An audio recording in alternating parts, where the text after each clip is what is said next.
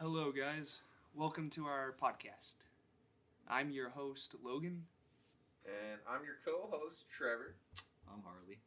And today we're missing out on Liz, but she'll be back next week. Yeah, she's tired.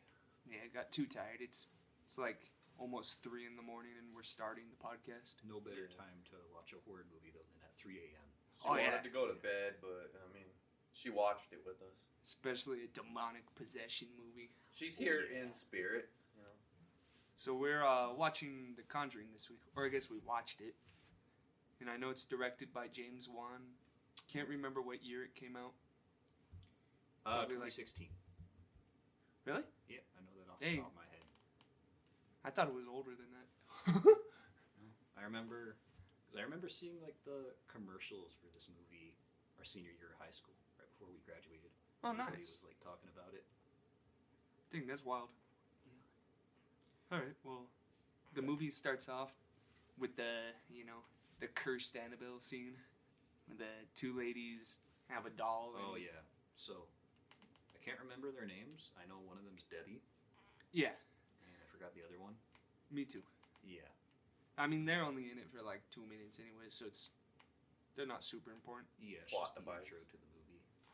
But they like talk about how like this child was wanting to possess over Annabelle so that she didn't have to stay in the no man's land forever. So they were like, yeah, go ahead. They'll be fun. Yeah, well, so they posed it as like, so they had this doll that was given to him as a gift by one of their friends, and they said they started having experiences with like what they thought was just like an innocent like spirit of like a little girl. They like write them stuff and things like that. Yeah. And so they said that it wanted a vessel to call its home, and so they gave it permission to possess the doll. Which is like the creepy Annabelle doll that everybody knows. Why the fuck would you want like a demon to... I guess they don't know it's a demon, but a ghost to possess a doll. I feel like that's just bad news. It's just, white people, man. Fair. Fair. I am a white person, so... But would you do that? Also a white person. No, but also, like, I would play around with a Ouija board, and I know people are like, ooh, you shouldn't do that, I mean, I don't necessarily believe in that stuff, so... I guess a Ouija board would be fun. Yeah. It'd be sick. I mean, probably not. I'd say you get, like, scary things in your house. If you listen to our podcast, tell us if you want us to do an episode where we use a Ouija board. Fuck. Because I am definitely down. Not in the house. Dude, let's do it in your house, Harley. Okay. Hell yeah. That's down. better than our place, man.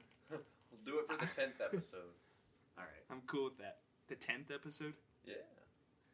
I'm just not going to tell anybody about it, because my brother might freak out. Cat's stepping on the iPad. Alright, well, like... This is Samus. She wants to be a part of the podcast. Yeah, she's replacing Liz for this episode. Going for Liz Samus? She already meowed. Well, you can turn up the volume right there so they can hear the meow. You can hear her bell. Oh, you. Yeah, so like Debbie and whatever her name is, they hear like loud banging on their door, Yeah. and then In the middle of the night. and then it like wakes them up. So they go to check on the door, but it turns out it's not the front door; it's actually their spare bedroom door. Well, they check the front door, right? And then they find a letter. That Oh says, yeah, I guess that's right. What did it say on it? It was like, It's like, "Do you miss me?" or something like that. yeah, something like that. And then they start hearing the knocking on the like spare bedroom door. So they go inside like weirdos. I don't know why you would go inside, but then they see all this like writing on the walls and the whole room is like destroyed. And as this is happening, this is them recalling their accounts to Ed and Lorraine Warren, which are like, I guess, the main characters of this whole movie. They're based off the real Ed and Lorraine Warren, obviously, people who called themselves demonologists, paranormal investigators. To be completely honest, I kind of have problems with Ed and Lorraine Warren. I kind of think they're scam artists. Oh, But- for sure. Yeah, we'll get to that Yeah. that part later because I want to talk about that. I also feel like most people who say they're like paranormal investigators and come to investigate your house are probably scammers. I feel like most paranormal investigators are probably scammers. Yeah. I don't know. There's some very specific things with Ed and Lorraine Warren that I have a problem with. Yeah. But Sorry if you're a paranormal investigator. yeah, I'm not trying It's to no diss on you, but like I guess shit on anybody's beliefs here. Yeah. It's just I don't like exploitation of people. And I Yeah. feel like that's what they did in a lot of cases. Definitely feel that, man. and then like Ed and Lorraine are there, and the two ladies are just describing their experiences, and Yeah, it's so the clip, or I mean the part of them getting the knock on the door from Annabelle and all that, or what they think is the Annabelle doll, is happening as they're recalling their accounts to Ed and Lorraine Warren. yeah, and then Ed's like, "That's not a child, it's a demon. You let a demon into the doll. You have to get rid of it." Yeah, they say they gave it permission to enter the doll or use the doll as a vessel, and he's like, "You what?" Excuse me, but I don't do that. It's like I will say Yeah, though, the exactly. actors for Ed and Lorraine Warren, I really liked. Patrick Wilson is the guy who plays Ed, Yeah, and then he's also the dude from Insidious as well, yeah, like the dad from Insidious. really good horror actor. Yeah, Absolutely. I love Patrick Wilson. And then Vera Farmiga plays Lorraine. I also believe Insidious is also a James Wan movie. I'm not. Yeah, I can't remember that. I think so. We'll watch I might be Insidious wrong, at though. some point. But yeah, so that happens, and I guess it cuts to Them in like teaching a class. afterwards, and then they're teaching I have the name of the It's a university right now. seminar, pretty much. Yeah, it's where they did actually give actual like seminars about it, like the real Ed and Lorraine Warren did. It's Princeton. Oxford. Is it Brown. Oxford? I feel it's like Oxford. Western Massachusetts University. Oh yeah, that was my Miles next off. guess. Miles off. Yeah, but they're giving a seminar on like demons and possession, and I think it starts off like the clip they're showing is of the guy that they're trying to possess. That like Lorraine sees something in him that scares her, right? Yeah. I think it's just the. But it doesn't show that part yet. Yeah. It shows them like exorcising this guy. It's like his face, and then he like starts bleeding out of his mouth or something.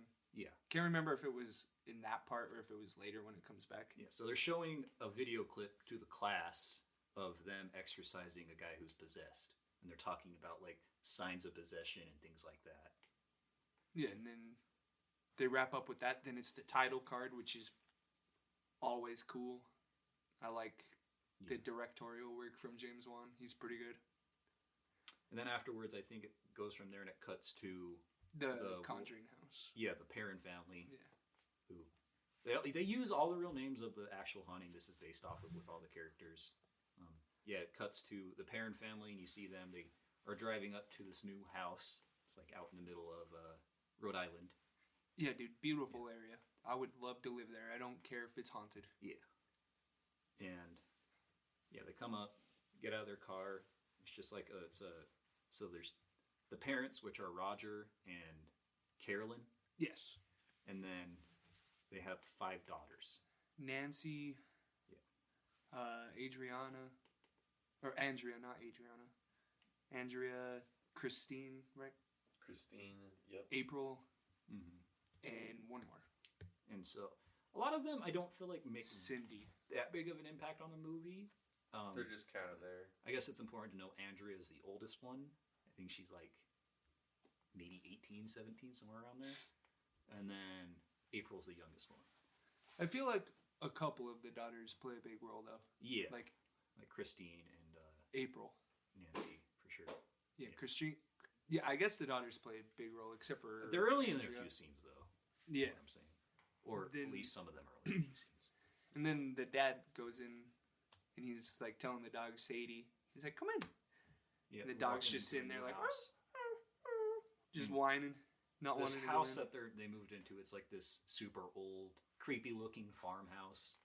Of course, you got to have a movie about possession. It's got to be a creepy farmhouse. Spooky tree, Yeah. Mm-hmm. big lake in the backyard. Yeah, they got this like pond in the backyard, and then this tree that's like right in front of it going to it, and it's like this old dead tree that's got like a branch that kind of like goes over the view of the pond. Yeah, dude, it's spooky, man. Yeah. All the great tropes, like the birds flying into windows. I like a lot of the imagery in this movie is really good.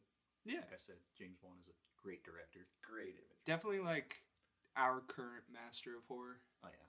He's definitely one of them. There's a bunch. I don't know if I'd say that, but he's definitely one of my favorites. I would for sure put him as a master of horror because he's a part of like. I don't know if he actually directed Insidious. I think he did, but he definitely directed the Conjurings and then the first Saw. And the first Saw is like the highest selling horror movie of all time. Maybe he is one of the best. I don't know. Yeah, it's him and Saw like Jordan is Peele great. right now. I love Saw. I do love Jordan Peele. But Need to watch Nope. Yep, we do.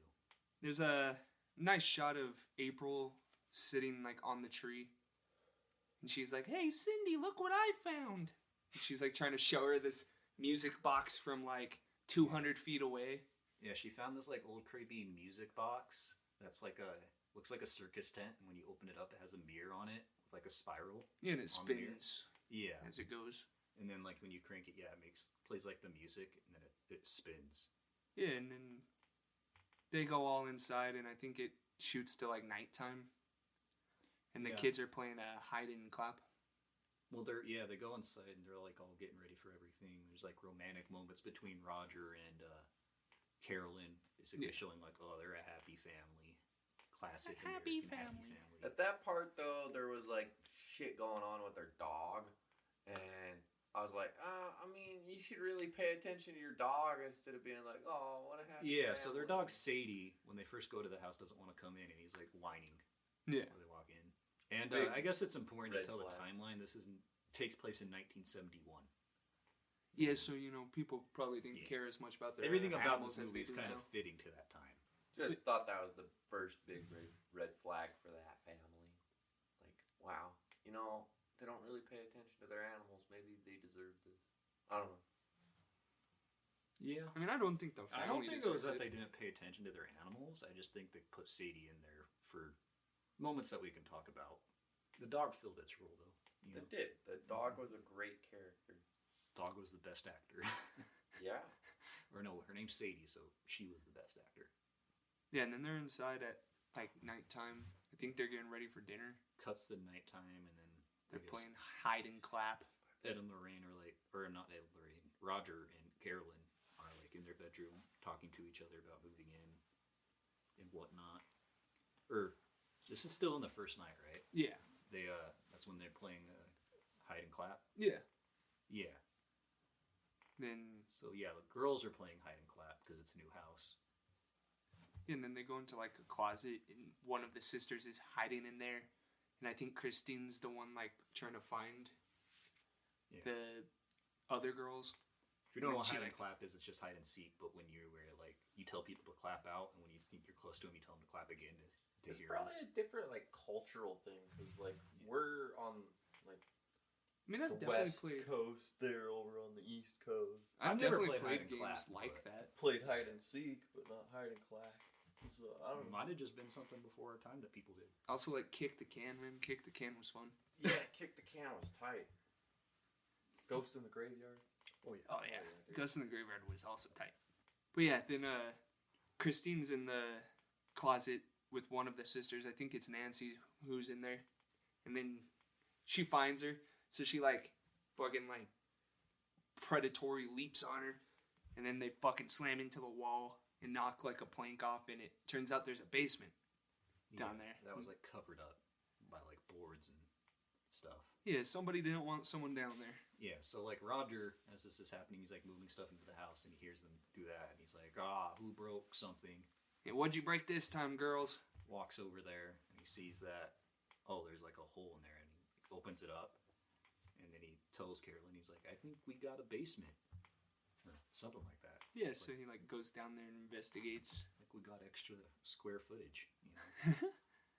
Sees a bunch of old like furniture, bunch of spider webs, Yeah, all he goes that down gross there. stuff in basements. Pretty creepy because it's like pitch black. All he sees is like a piano, and so then he like lights a match to look around. It's a lot bigger than he thought it was. Yeah. Dark as shit.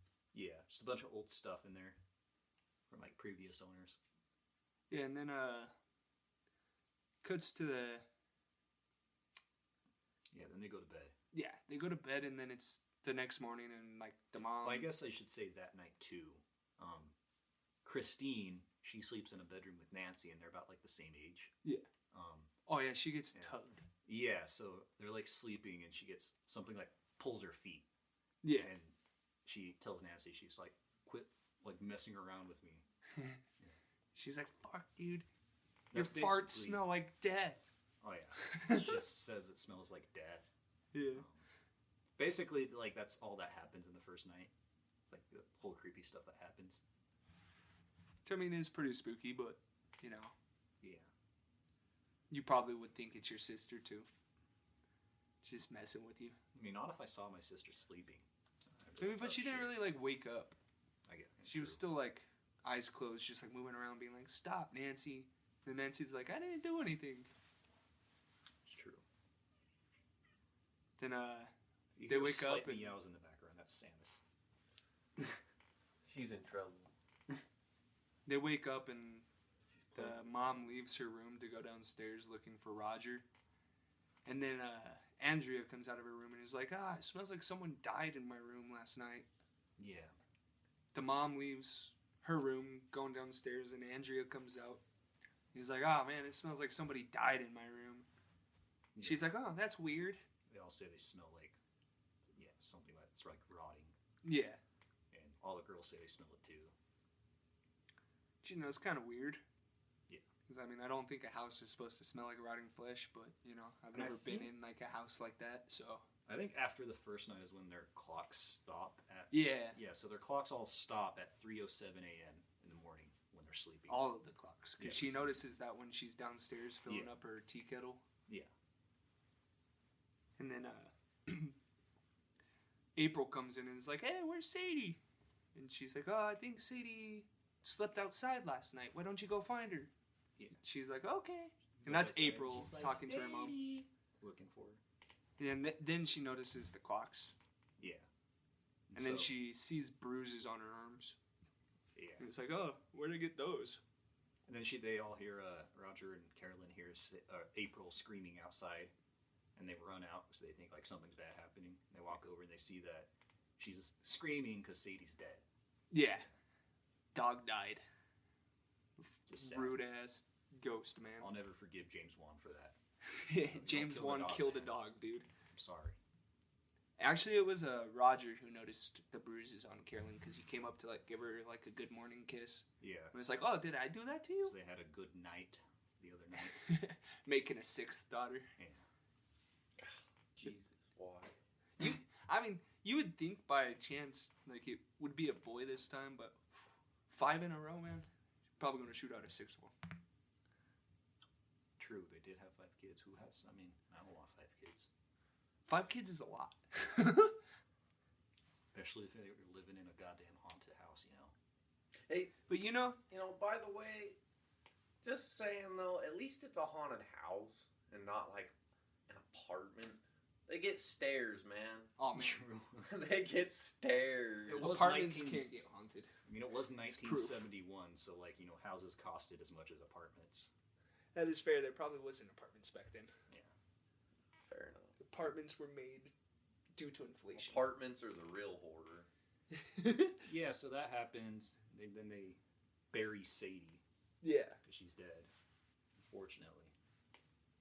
and then it cuts back to the Warrens, and then Ed is showing a journalist around because he wants to write a article about the Warrens. I almost said the Lorraines, but that's one Yeah. of them. So Ed's showing him his haunted museum he has at their house, Ed and Lorraine's house. Yeah. Which is like the real Ed Warren did actually own that haunted museum. Yeah, dude, you can go to it. It's the one that's famous for having like the Annabelle doll, the real Annabelle doll. Although I think that belongs to Zach Bagans now, the guy from Ghost Adventures. Man, fuck Zach Bagans. Just You putting hear out that there. here first. That's my hot take. He's calling you out, Zach Bagans. Yeah. I challenge you to a ghost off. See who could capture the most ghosts in one night. I bet I could capture like 5 times as much as you. I expect a reply. Oh my That's god. all I have to say. That's spooky. But he's not capturing ghosts. He's just adventuring haunted places because No, they're ghost adventures. He wants to take full right of the Annabelle doll. Well, I'm coming for that belt, man. This is me challenging him to a title the fight. paranormal and like investigator championship belt. Yeah, it's like the WWF, but for like ghost adventurers. So anyway, Ed's showing this reporter around the haunted museum that he has, where he says everything in the museum because the journalist is like asking him questions. He's like, so everything in here was involved in a haunting, and he's like, so either involved in like a haunting or a possession or a demonic haunting of some kind. Yeah. It's not exactly what he says, but yeah. And then And I think Liz said that she thought it was this. It looked like the science teacher from Gremlins. Yeah. The one. I think he's like the only death in the first movie, actually. Spoiler for the journalist looks like the science teacher. Yeah. for a 40-year-old movie. Spoilers. Yeah, they're like walking around the museum. He's showing him everything, and then the journalist asks him, he's like, "Do you have the Annabelle doll?" That's like, "Yeah, this way." And he takes him over where it's at. This is my prized possession. Yeah. This is where you see the Annabelle doll again. Although, like, the real-life Annabelle doll is just a Raggedy Ann. Yeah. I don't think the real-life Annabelle doll, although it's kind of creepy, because I think Raggedy Ann dolls are kind of creepy. Yeah. But it's not like that creepy, you know. I mean, it's not that creepy, but they just have a weird presence towards them where you're like, whew. Yeah, but the Annabelle doll in this movie is like, probably all know what she looks like. It's dramatic. It's It's like Hollywood. super creepy. It looks like a Victorian era doll, just with like creepy features. Yeah, and she's got her own movie series that we might eventually watch. Yeah. Maybe. We've got a lot of movies to watch, so. I mean, if you're a fan of the podcast, please comment and tell us what you would like us to watch. Yeah. We would love it. Yeah. Give us some feedback. Because, you know, we've been seeing that we average like 25 views a video, which is sick. We don't got a big audience, but I know you like some people are listening to us. Hey, man, that's pretty big. Thank you to everybody. Yeah. Yeah. Honestly, thank you. All I really wanted to do, honestly, with this podcast was like at least have a small audience. It's cool that we actually have that. Yeah, it's pretty cool. They just need to interact with us. Yeah, come on, guys. Where you at? Comment. Insult us if you want to. I don't care. Attack us on Twitter Yeah. for the stuff we say. Try to cancel us. But back to the podcast. Yeah, and then Ed goes up to Lorraine because he like blames himself for an incident with like a exorcism from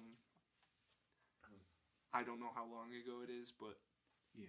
Lorraine's like, don't blame yourself. Well, the journalist leaves, and then that's when you meet Ed and Lorraine's daughter, Judy. Judy. Yeah, 'cause Yeah, walks okay. in there. She's like sneaking around in the haunted room while he's showing the journalist around. When he leaves, he like finds her. He's like, "I told you not to go snooping around in here. It's dangerous." And then he calls for the maid to take her away. Yeah. Like, take her to the dungeon. She like a maid or like a? I think she was the maid. Or she was... I think she was a grandmother. I think she was like Ed's mother or something, or Lorraine's mother, possibly. I think that was a different lady. I don't know. She's not a big part of the movie, though. No. She's think I either ever in there seen her. one scene or two scenes. Yeah. Depending on who she is. But I know her name is Georgiana. Oh, Georgiana. Okay.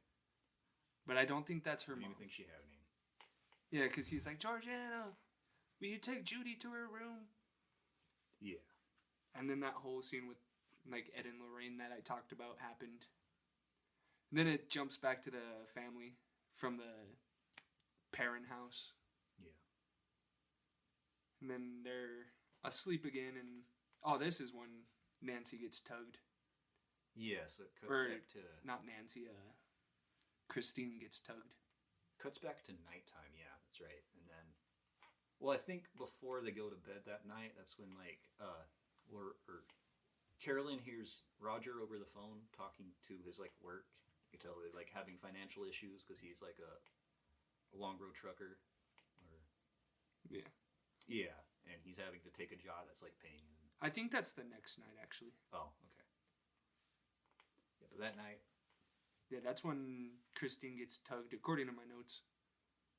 And then she's like, "Hey, stop farting, Nancy. It stinks." Yeah, and she gets tugged again, right? No, not this night. Oh.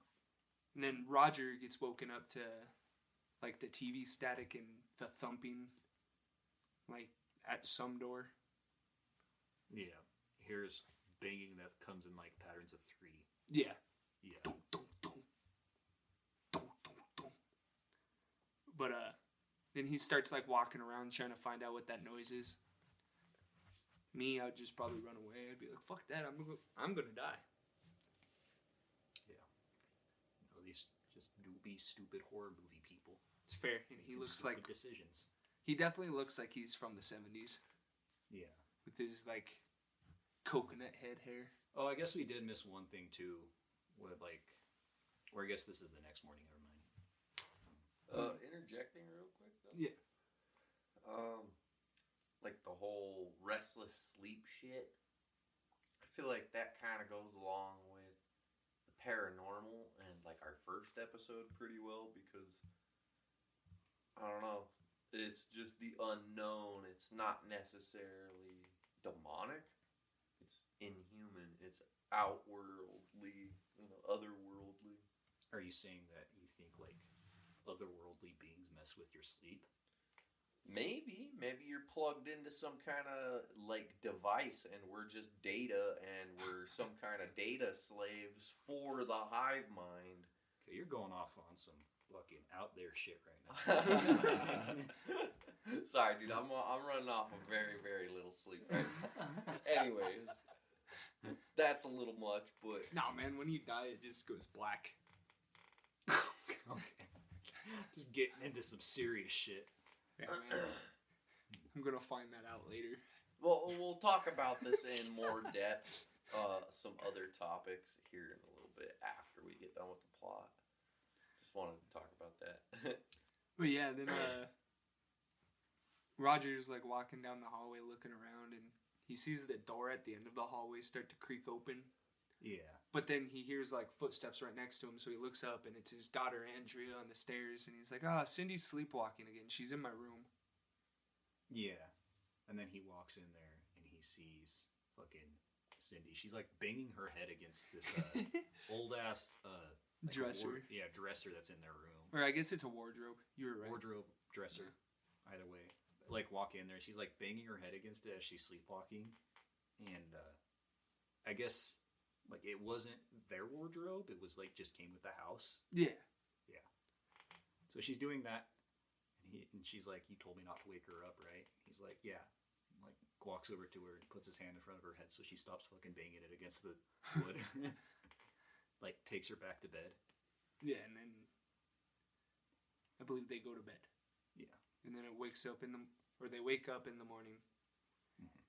And Carolyn and Roger are in the bathroom and Roger notices another bruise on her and he's like, "Hey, you should go to the doctor about that. Mm-hmm. It's starting to worry me." Yeah. She's like, "I will." She's like, it's probably just like some iron deficiency, I don't know, man. There's some big bruises. Yeah. I guess iron deficiency does that. Fair. Probably. I mean, I don't have iron deficiency. I don't know. I don't know what an iron deficiency does. But, then I guess, I think it cuts to the scene, right, where, like, they're still moving stuff in, and then, Carolyn's in the room with April, their youngest daughter. Yeah. And she's, like, asking her what she's doing because she hears her talking to somebody. Yes. And she, like, walks in, there's, like, nobody there, and she's like, "Who are you talking to?" And she's like, "Oh, I'm just speaking to Rory." She's like, "Who's Rory?" Yeah, she's like, "Who's Rory?" And she's like, her daughter's playing with like this little, like the music box toy she had. Yeah. In that scene in front of the pond. And so she's like, "Do you want to see him?" You just gotta stare in the mirror and look behind you. Yeah. She's like, "Sure." Sounds like fun. Me, I'd be like, "Hell no, dude. Let me see that." And Yeah, that's like, what I said. Like, fucking little girl talking to an imaginary friend in any horror movie. Just like, Yeah.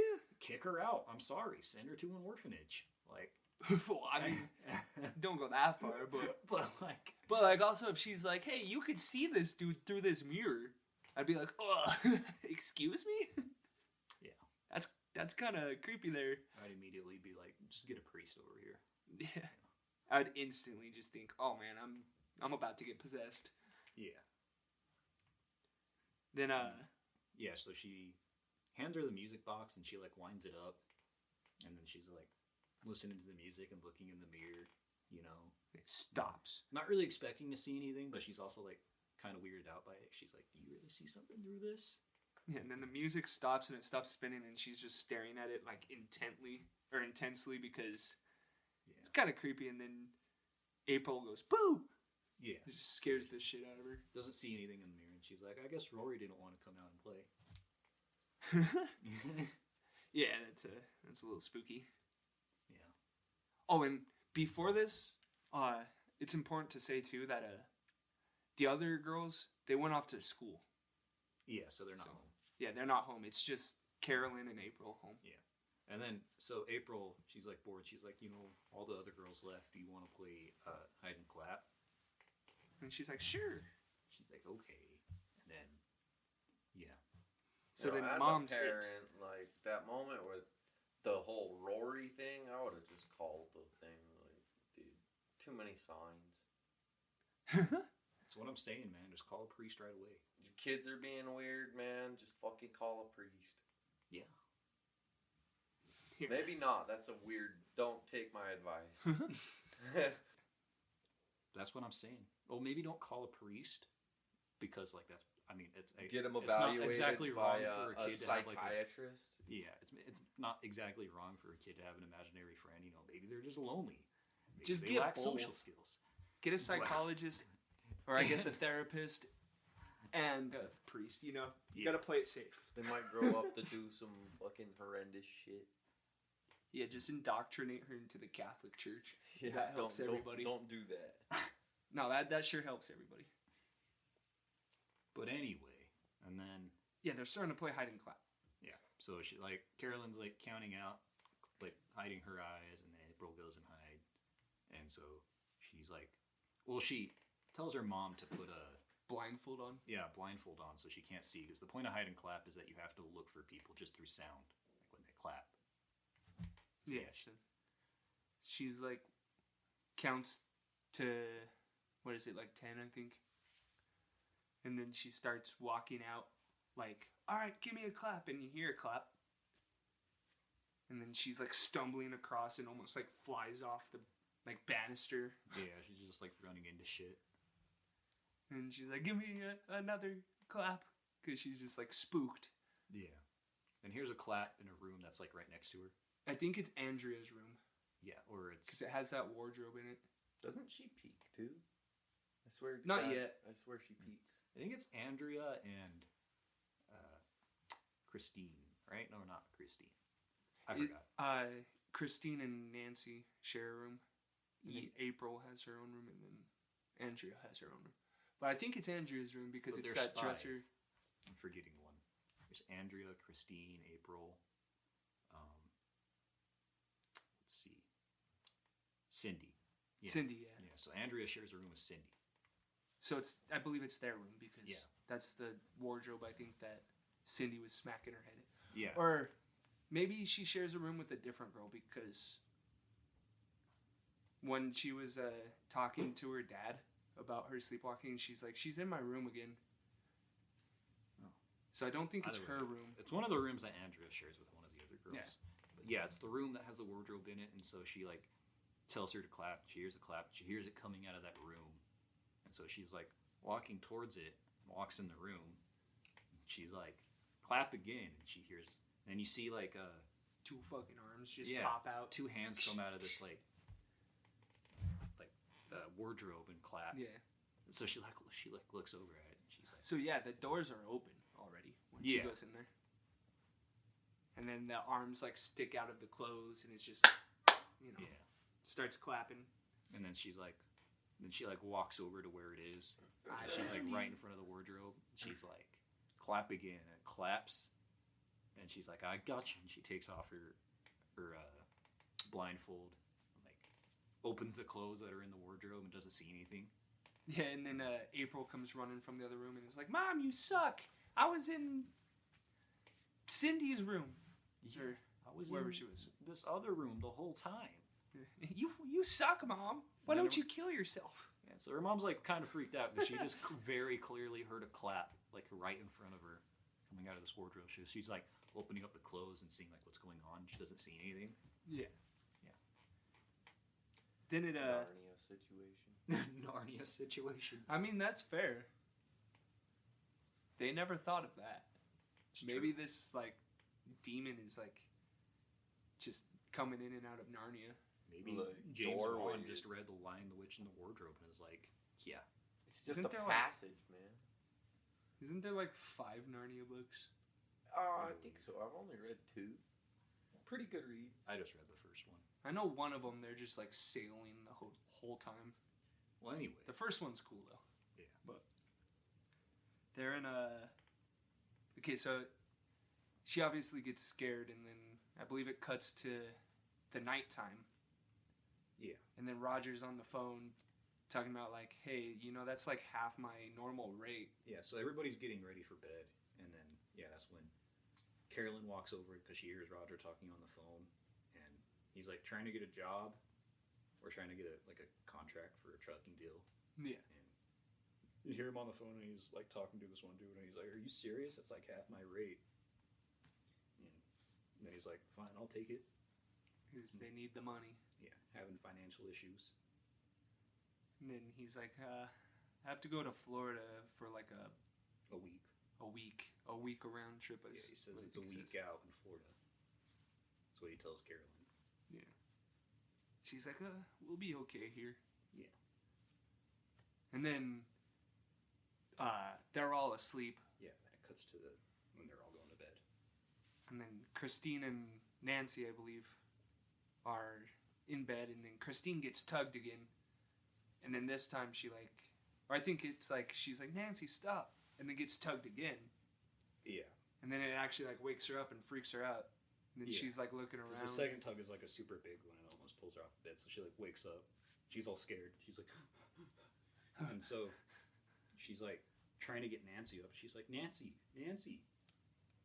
wake up. And then she like looks around, starts peeking around her bed, and then looks under. And it's this cool shot of like, obviously what it looks like when you look under a bed towards like the door, and you can see like the glow because their door's open. Yeah. Glow from like the hallway lights. Yeah, and so then Nancy wakes up and she's like, what's going on? And Well, this is after the door starts slowly closing a little bit, and then Christine's like, and sits back up and starts staring into the corner. yeah, And then I it's think like, it's cool Nancy. because like the door's not completely closed, and this is why I say like I like the way James Wan shoots, because like the creepy part is like the darkness that's behind the doorway. Yeah, where like you can't cannot see what they're scared of. Yeah, the camera's in like the corner of the room, so it's like panning over to that corner of the room where like the darkness is at, Yeah. but you can't see anything. It's like pitch black right behind the door. Yeah, and then like Christine's super scared of it, and Nancy wakes up and she's like, Christine, what's up? She's like, over there. There's something behind the door. She's like, there's something over there. And then Nancy was like, there's nothing over there. And gets up and walks over there, and like opens the door or closes the door a little bit, then reopens it, and it's like, nothing's there. And she turns around, and then Christine's like, Yeah, it's right behind you. She's like, oh my god, it's right behind you. And then Nancy's like, what? And Turns Nancy's like, around, "What?" She's and then the door just slams shut. Yeah. And then they just start screaming, and Roger and Carolyn get there in like half a second. well, you could hear, you could also see like Nancy's hair like lift up a little. Yeah, okay, right they do before have the door her. slammed shut, so like something standing right behind her. And then yeah, the door slams shut. They both just fucking freak out and scream, and it Yeah. wakes up Carolyn and Roger. I don't understand how they got there so quick though, because it was like literally like half a second. Yeah. They were already at the door trying to open it. So they walk in and they're like fucking trying to see what's going on, and Roger's like, what the hell's happening? She's like, oh, there was a person behind the door. Roger looks behind the door. He's like, there's nobody here. What are you talking about? It was just a bad dream, honey. Yeah, he's like, it was just a bad dream. And then she's like, no, it wasn't a bad dream. It was talking to me when I was sleeping. Well, she said she could smell it, and then she's like, it was talking to me when I was sleeping, and it says that it wanted my family dead. They're like, oh.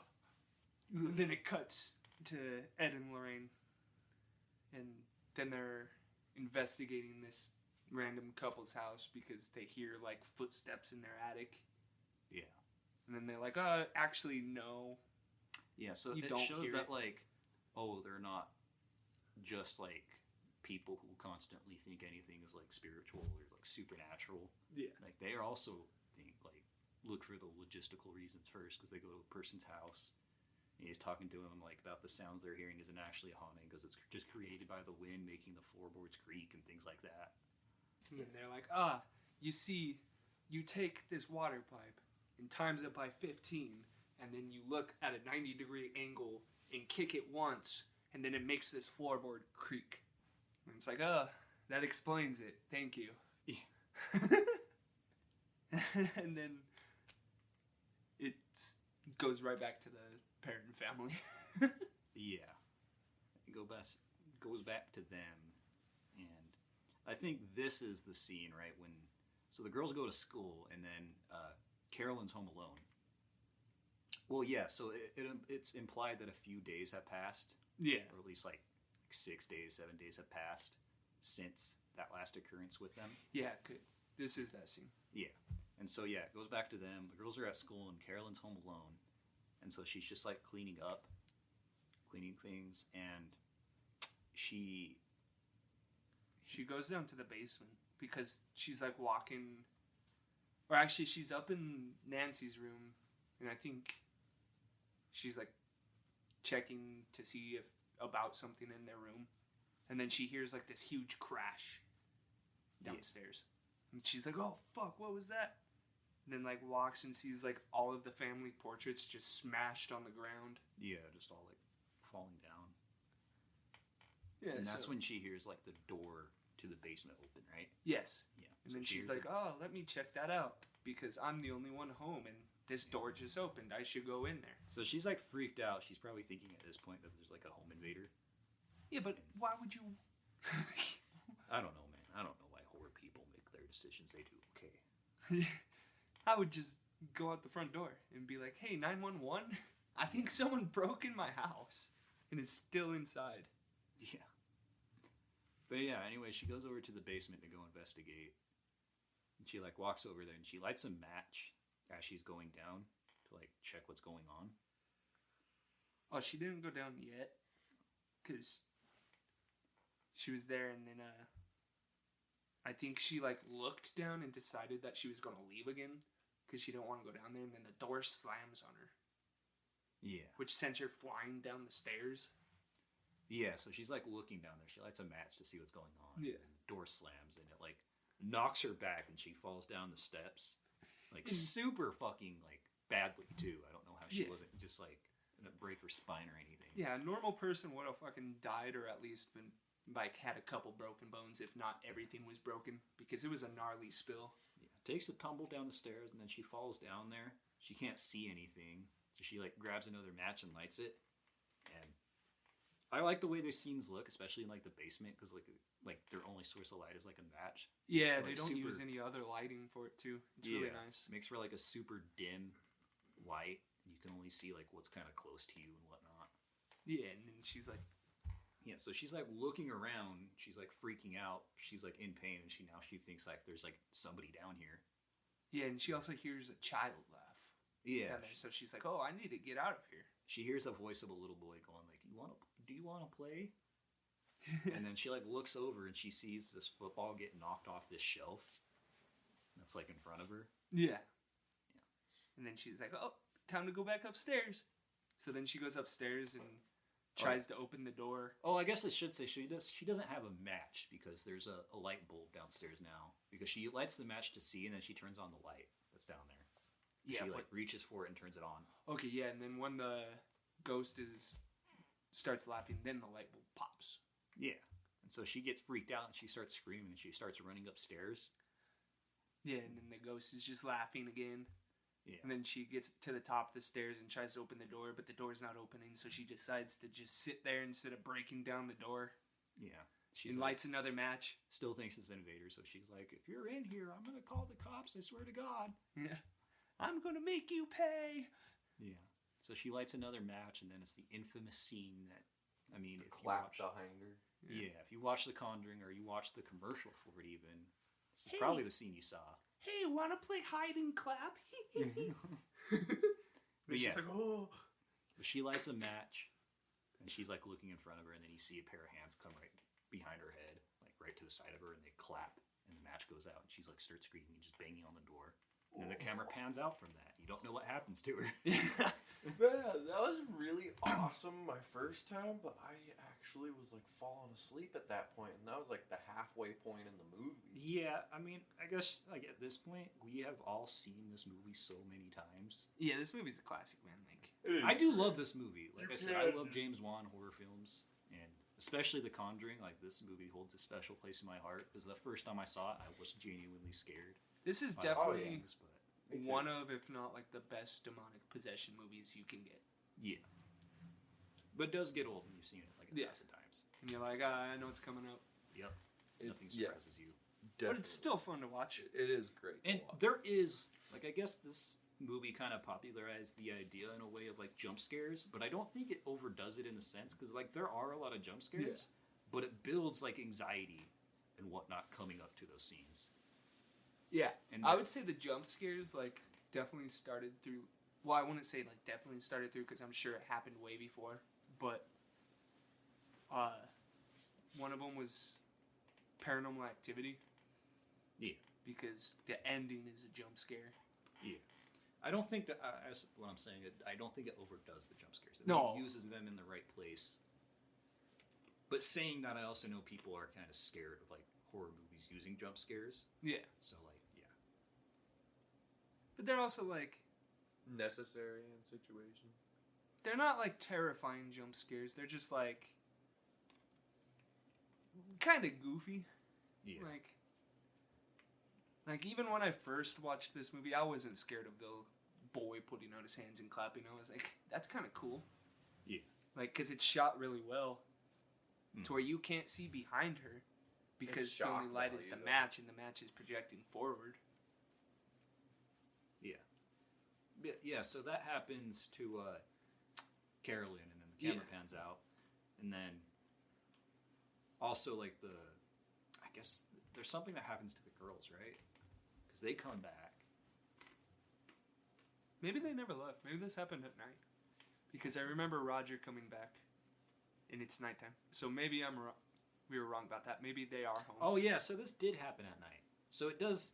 I'm correct that it did cut back from the scene after like several days had passed. Yeah. and But it's it is nighttime at again. nighttime, so the girls are home. They're just sleeping. Yeah, because this And is a that's- week after the last day because Roger's coming home from his job. Yeah, so Carolyn's like now locked in the basement, and they can't hear her banging on the door. Oh, I remember what happens next. So, Nancy's knocking her head again on the door, Mhm. like on the wardrobe, and Andrea's like, I guess you can sleep in my room tonight. So she goes and lays her down, but then, like, hears a noise behind her, looks at the dresser, and then the camera pans up, and you see the, like, demon girl for the first time on top of the dresser, and she, like, hops out, and then they start screaming, and then Yeah, so I Yeah.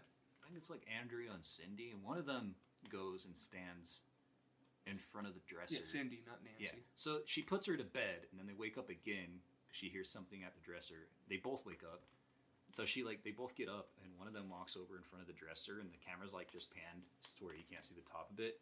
And Andrea backs up, and she looks up, and she like starts freaking out.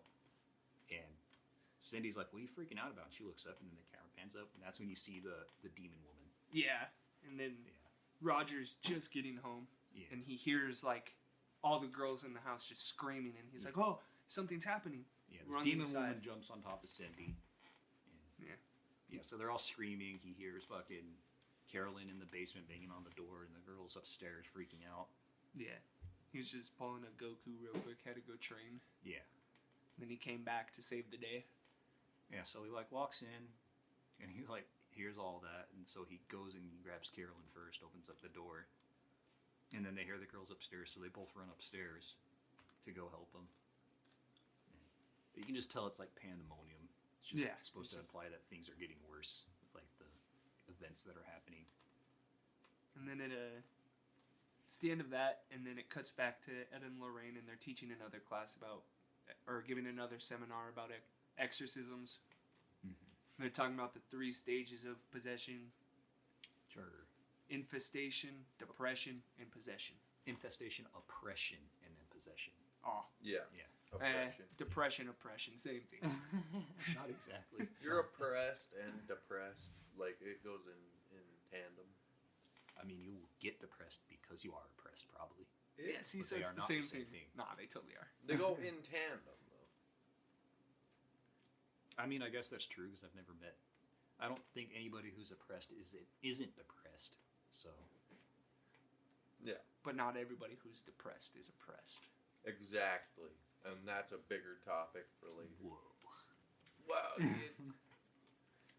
But yeah, so that all happens, and then it just implies... So, at that seminar that Ed and Lorraine were teaching, Carolyn, the mother from the Perrin family, is there.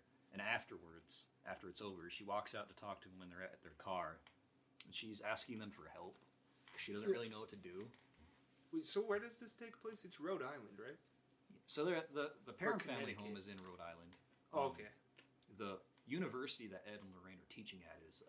in Massachusetts. Yeah, Western Massachusetts University. Which is like 10 miles away. But yeah, so she hears that seminar, and then she like talks to them afterwards and asking them for help. It's a pretty quick scene. You can tell like Ed and Lorraine don't really want to do it because like they had an experience that. Yeah. But they do it just because they want to help people. And it was mostly Lorraine, because Lorraine was like, "We'll do it." Yeah. Well, Ed was like, "I don't know about this, man." Yeah. She's like, "We'll do it." So the next scene cuts to them, and they're driving over to the Perrin family home. And they pull up. They get greeted and brought inside, and they're just talking about what happened and like all the stuff that the Perrin family's been experiencing. And Lorraine's clairvoyant, so she like sees ghosts and things like that, like hear things. But you don't know about this yet. Yeah. Well, I mean, you know that she's clairvoyant, but you don't know like about what she sees yet. Yeah, you can tell like she's uneasy going into their house though. So they walk in and they start asking them for like signs or tell us what's happening, what's going on. And Roger starts and he's like, well, I guess it started with just like the smell of like rotting meat, seems like. And the clock stopping at 3:07 every night. Well, he doesn't say that right then. He says that, and then Ed's like, oh, well, you know, it could be something because the smell of rotting flesh is a sign of demonic possession. Yeah. So it could be. And he's like, can I ask you, Roger's just like, and the clocks have also stopped at like 3:07 a.m. every night. And he's like, then Lorraine's like, all of them? He's like, yeah. And then Ed's like, well, that could also be a sign of demonic possession because it's supposed to be mocking the Holy Trinity. Yeah. The Father, the Son, and the Holy Spirit. Yeah. And then he's like, do you hear knocks at all? He's like, yeah, I do. And yeah, because he sees ties on the doors, and he's like, oh, I keep those locked up because they just bang in the middle of the night. And he's like, do they come in threes? And he's like, yeah. Oh. And then Ed sits... Or I guess Ed and Lorraine go to the basement. And then Lorraine looks at Ed and is like, something terrible happened here. Yeah, well, Lorraine says, I want to go to the basement. I feel something. So they walk down there, and fucking Lorraine's doing her clairvoyant shit. She's seeing things in her head. She's just like, something terrible happened here. Something terrible happened here, dude. Yeah. We're like totally fucked there, Scoob. Yeah. Totally screwed, Scoob. Oh, Scoob. But, yeah. Then she says, something terrible happened here. And then they go upstairs, and Ed sits down with Carolyn and Roger and starts like recording them, having like an interview process. Yeah, so then he's like recording them to talk about their experiences and whatnot. Yeah. And as that's happening, it pans over to Lorraine, and she's up in one of the rooms with April, which is the youngest daughter, and she's like talking to her. She's telling her about her imaginary friend she sees, and she's like, "Oh, you have an imaginary friend?" She's like, "Yeah, his name's Rory." She's like, "Can I see Rory?" And she's like, "Yeah." And she hands her like the Music box. She's like, all you gotta do is look behind you in the mirror. You'll see him. And then she's like playing it. She's looking at it. She's clairvoyant, obviously, so she's gonna see something. Yeah. But yeah, she's looking at it, and like when it gets to the end of it, you see this like ghost boy that's like 18th century clothing standing in the doorway behind her. He kind of reminds me of the cover to Ohio is for Lovers. The album, or that's not the album by Hawthorne Heights, but that song's on the album. But it's a girl instead. But they look like basically the same. Yeah. And I thought it was pretty funny. That's Rory. Not so imaginary now. Dude, yeah. And she's like, oh. Then it cuts back to Ed talking about... Or interviewing. Yeah, interviewing and... Roger and Carolyn. But they end up wrapping it up, and then he goes outside and sees Lorraine hanging out by the tree that's in their backyard. And she's over there having her little clairvoyant episodes. Yeah, and Ed walks over to her and he like puts her hand on her shoulder. And he's like, "Everything okay, honey?" She like looks over at him with like a panicked look on her face, and she's like, Then all of a sudden then you see right behind Ed as she's looking at him, this pair of legs just drop. Yeah, they're like hanging right behind him. Yeah. I guess you hear it drop. You don't see it drop. Yeah. And then it cuts to like Lorraine's view, and it's just the witch's legs. Yeah. So it's like a fucking dead body hanging. From that tree branch that like hangs over this pond that I was talking about.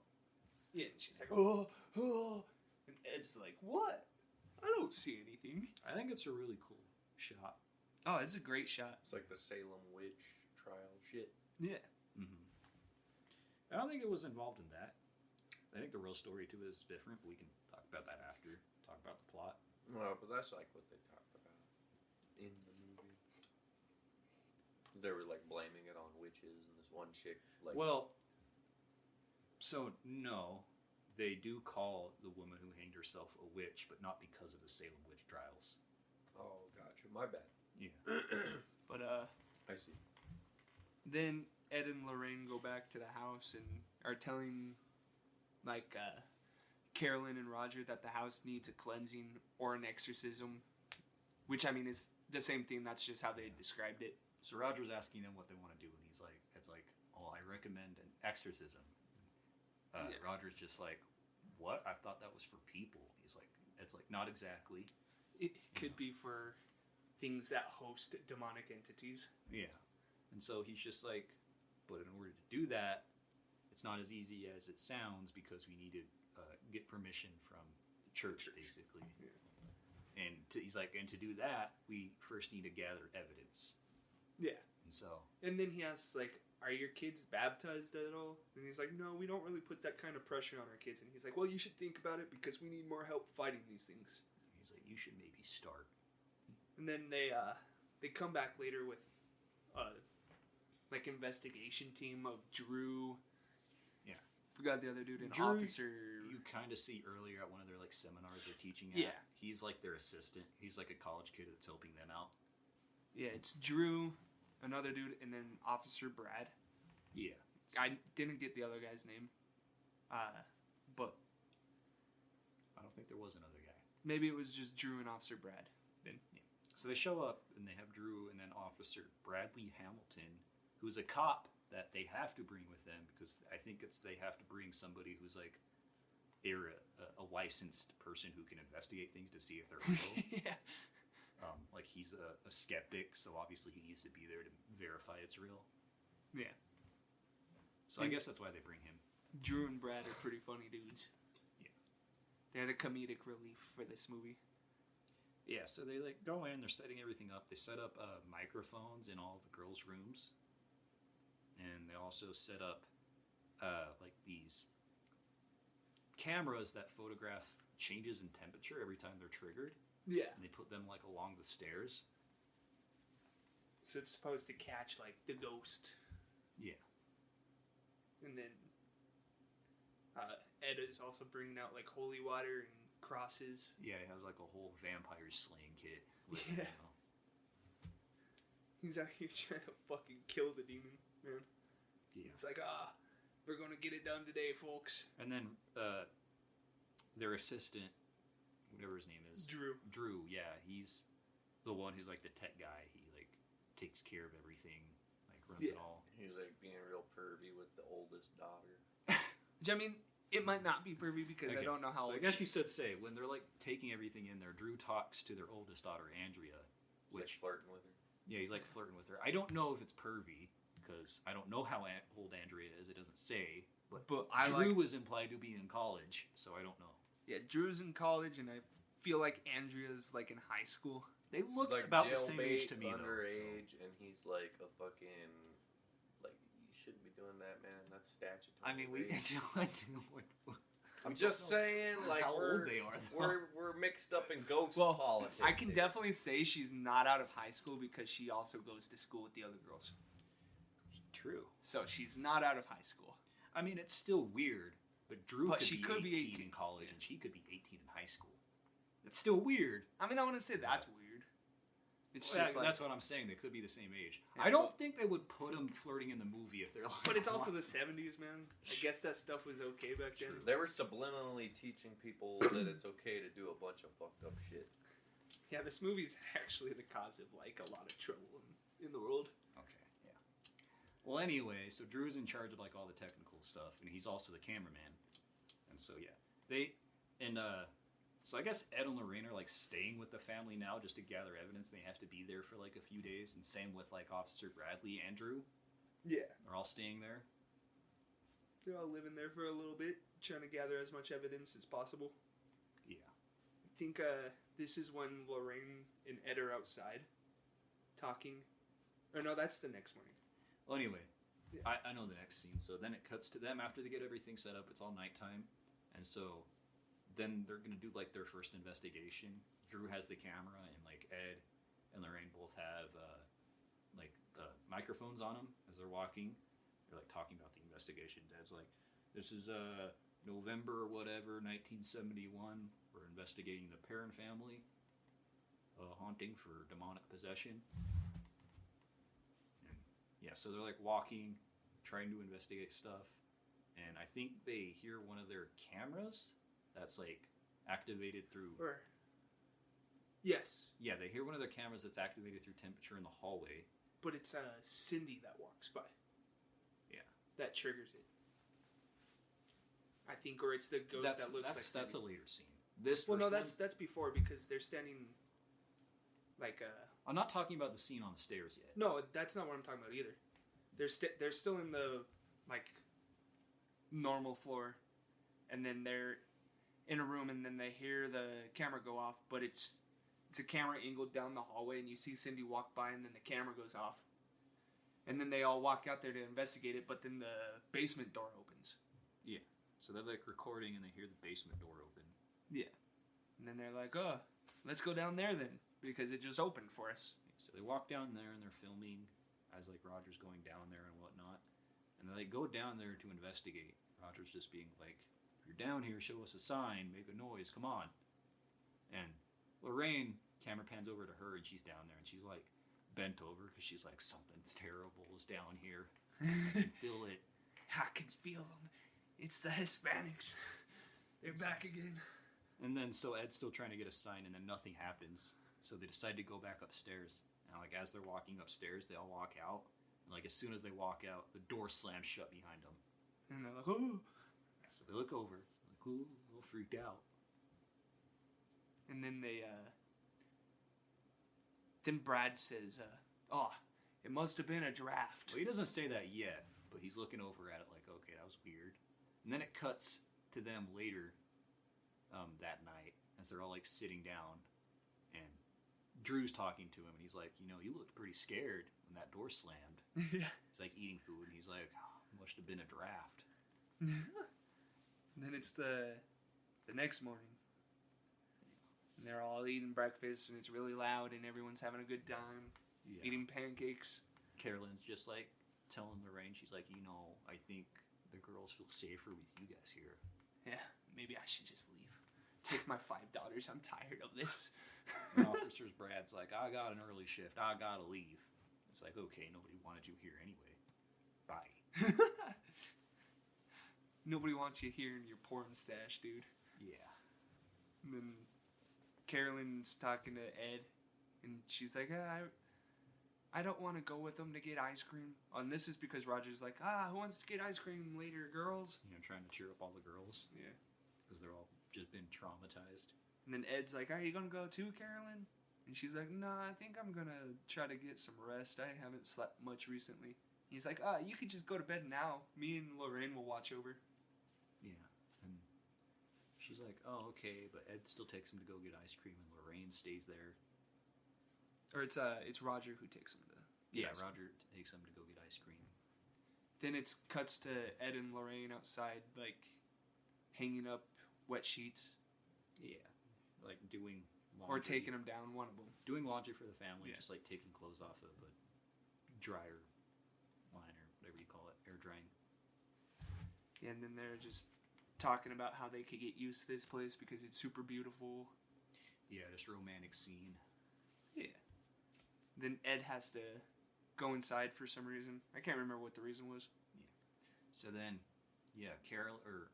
Lorraine's still outside doing laundry or like hanging up these sheets, and it's starting to like storm, and there's like this wind coming in.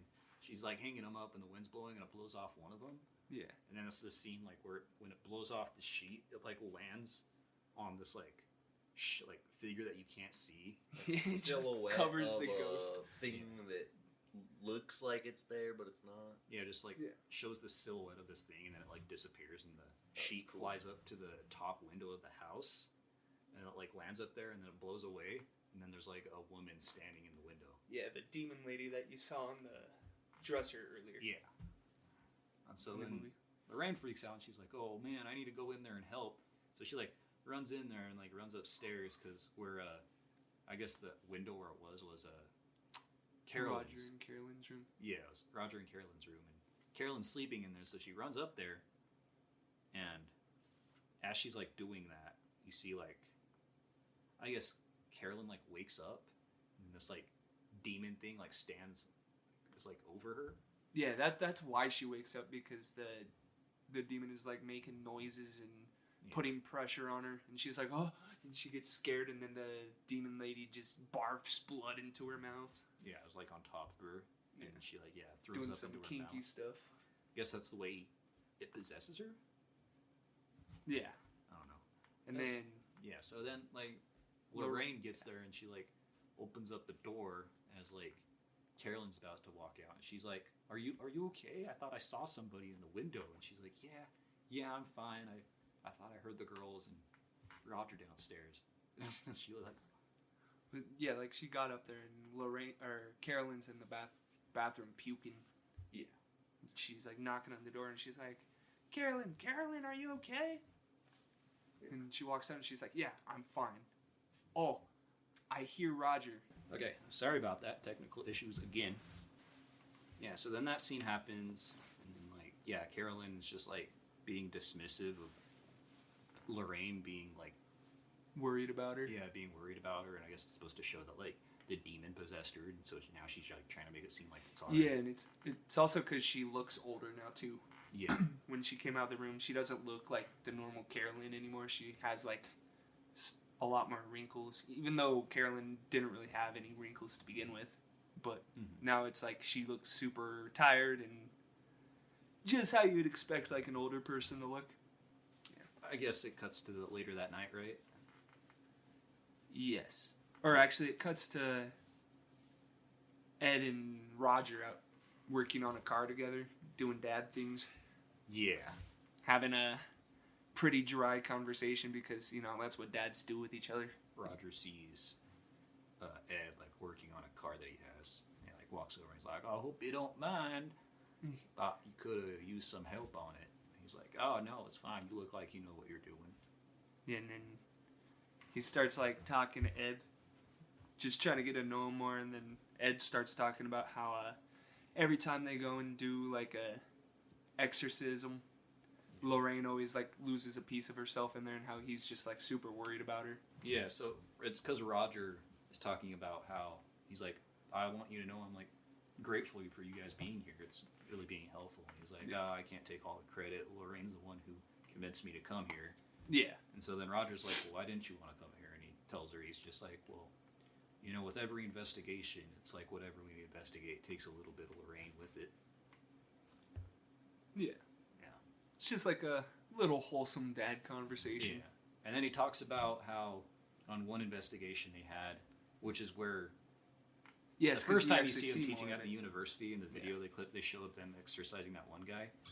It cuts back to a memory of that. It's where like I guess later in that clip, Lorraine's like, I guess like, you know, exercising this dude, and then he like looks at him and grabs her, and, like stares at her for a long time, and then she just starts screaming, like really, really loud. Yeah, it's pretty interesting. The camera work on that part is like super like jittery, like it's like bouncing all over the place. It's really hard to pay attention.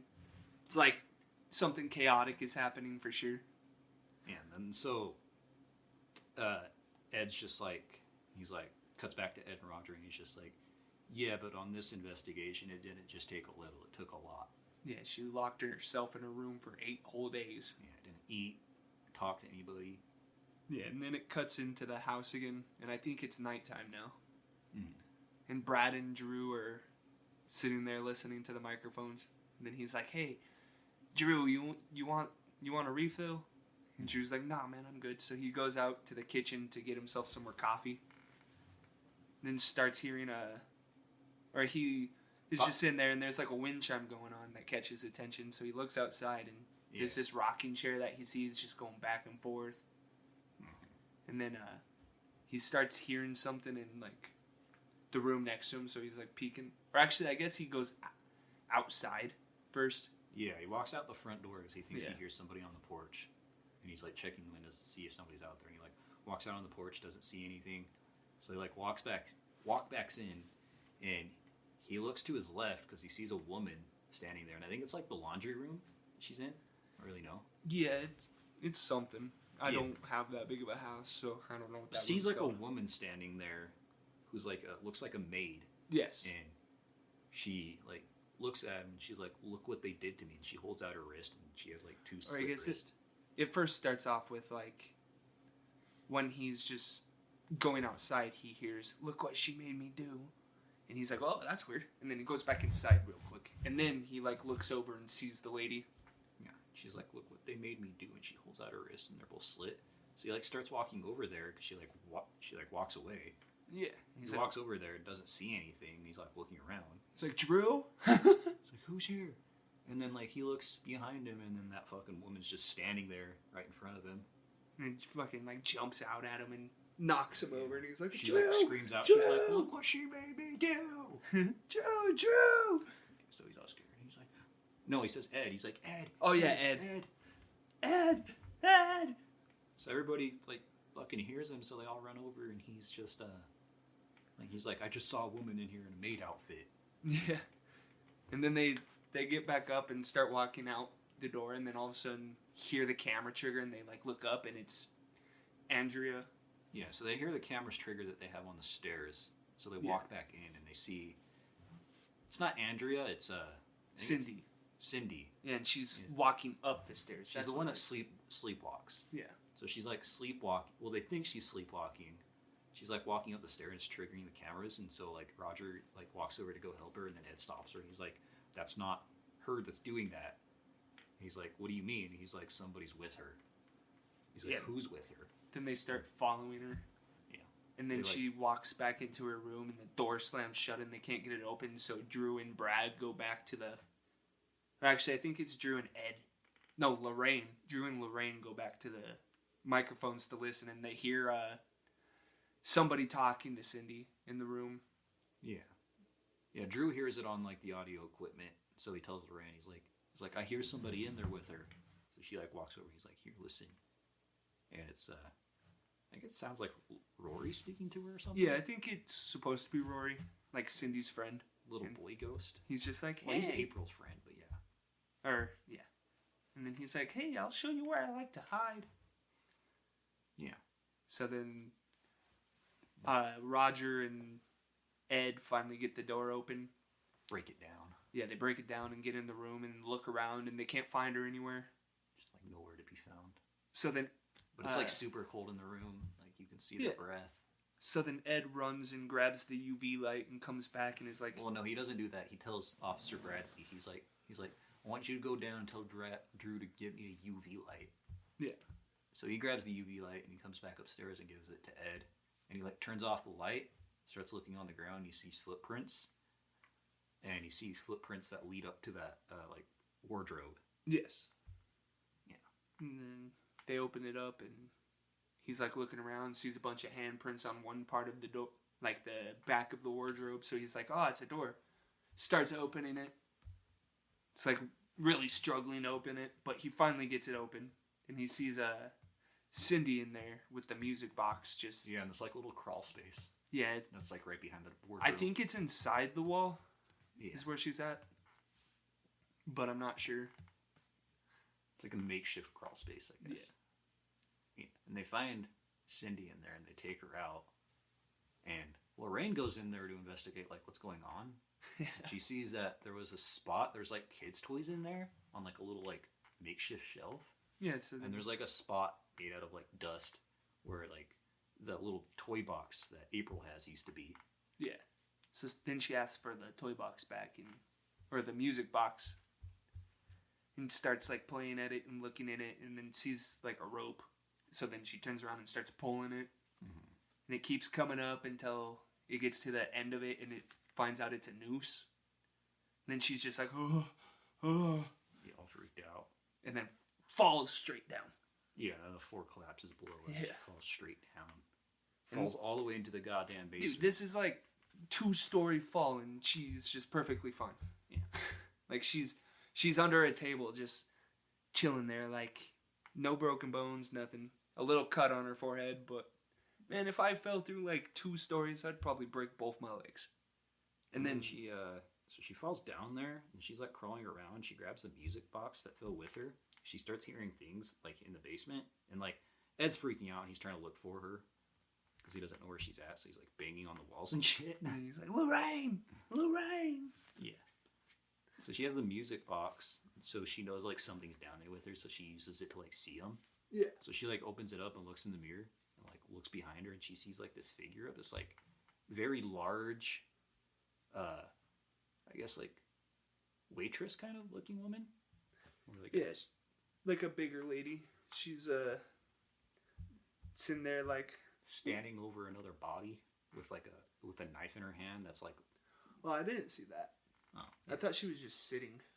no, she was standing over. She was like sitting over a body. I guess, Oh, okay. like, somewhat. Yeah, and then she She like had, like, looks a knife in her behind hand. her towards Lorraine and is like, look what they made me do. Yeah. Or, look what she made me do. Then Lorraine's just like, and then turns around. And then like turns back around and the lady's like right there. Mm-hmm. And she's like, Right in front of her face. look what she made me do. Scares her and she like crawls away and whatnot. Yeah. And then she like gets up and that like lady's gone. And we should also explain too that like before this they found out that it's like a witch that's like haunting the place. Oh yeah, so they did some investigation before they came back. Yeah.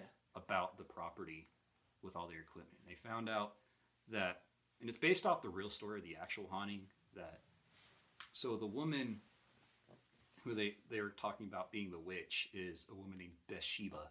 Yeah, Bathsheba. Or Bathsheba. Something like that. Something like that. She was married to this dude who was the original one that built the farmhouse, and he wanted to divorce her and take the house for himself. So I guess she was a Satanist. So what she did is she killed their child that they had. Yeah, her baby. Yeah. She stabbed her baby and then Yeah. proclaimed her love to Satan and then hung herself. Yeah, and hung herself on the tree outside. And then just a numerous amount of like weird murders and suicides that have happened in the property ever since. And it was always like the same thing too. Like the mom goes crazy, kills your baby, then kills yourself. Yeah. So it's like a cycle. And then she, Lorraine, we'll get back to the actual story or I guess that is the actual story, but getting back to like the part of the story we were at. Then Lorraine starts. It's okay like, if we rush it a little too, because we are getting kind of long. But then Lorraine starts rushing up the stairs and ends up snagging her necklace on something. Well, she's running away because after she saw that woman, so she's like running away because she's scared. Oh yeah, because she hears a noise and then she sees a body drop down and she can just see her feet. Yeah, She's like on the floor in the basement. And there's like this like thing above her. Yeah. So she can't see the full body. She just sees these feet hanging down. Yeah. And so she like gets freaked out and she's like running away and this body starts like floating towards her. That pans over and you can see the face and it's like that demon woman. Yeah, it's the witch. Bathsheba. Yeah. It's like flying towards her. Then she runs up the stairs and snags her necklace on something downstairs. I think it was when she fell or something. But I think it was like the demon woman grabbing it from her or something. I don't know. Because it ended up on like a stick. Like that was pointing out of something. Because it showed like the clip as she was going upstairs. Yeah, she runs upstairs and then Ed finds her and unlocks the door. Yeah, and then she's like telling her, she's like, I get it now, I get it. She just had like fucking future fucking telling powers out of nowhere after she just got scared and she like tells Ed right after it. She's like, I know what happened now. She possesses the mom to kill the child. Yeah. And that's why she says their mom, whatever her name is, Carolyn, that's why she's having those bruises because the demon's feeding off of her. Yeah. And then Nancy's downstairs with them and they all think it's like done for right now, but then she just starts getting lifted up by her hair and gets chucked against a wall. Yeah, this is when all the spooky stuff happens. Yeah, and then all the girls are in the room and starts Nancy. dragging her all around the house and they're all just trying to like run and grab her, but they keep tripping over shit and falling into stuff. Officer Bradley tries to grab her and just gets fucking thrown into a door. Yeah. Just gets like fucking WWE styled. Then they finally get her because they hold her down for just enough time for Lorraine to cut her hair. Yeah, so the thing that can dragging her can stop. Yeah, and then it's like the next morning and they're like, we have all we need to know. We're going to go talk to the priest right now and get you guys an exorcism. That tells them to stay at like a hotel so they're not in the house for the night because it's like dangerous. Yeah. And then Lorraine and them are getting ready to leave, but Lorraine ends up going to the lake for some reason because I guess her clairvoyance was calling her or something, and then she sees her. No, she hears her daughter. She hears her and Ed's daughter over there. Their daughter. I don't remember that part, but then they see her in like the lake. Yeah, it's their daughter Judy. Yeah, but she's like sitting in the truck and then goes over there. Yeah, because she hears her daughter calling her name. Yeah, she's like, just Judy. don't remember that. She walks over there and then she sees her in like the water, like floating like she's dead. So she's like looking in the water and she starts freaking out. And then she runs into the house and calls your mom and is like, hey, put Judy on. I need to talk to her. And Judy's like, she's sleeping. And it's like, I don't care. Wake her up. I need to talk to her. Yeah. I need to make sure she's okay. Then Judy gets on the phone and she's fine. Yeah. Then they end up going to the Catholic church. Yeah, so then Ed and Lorraine leave. And then before they go there, it cuts to this whole scene where Judy's home alone. That's after the church. Oh, yeah. Yeah, so they go to the church to ask, and they show their priest the evidence they have to get an exorcism done. And he's just like, oh my God, this is horrible. But he's like, the problem is, like, it's not exactly that easy. The family's not religious, and they're not part of the church. Yeah, so it's going to have to go through the Vatican. Yeah, have to get approval directly from the Vatican.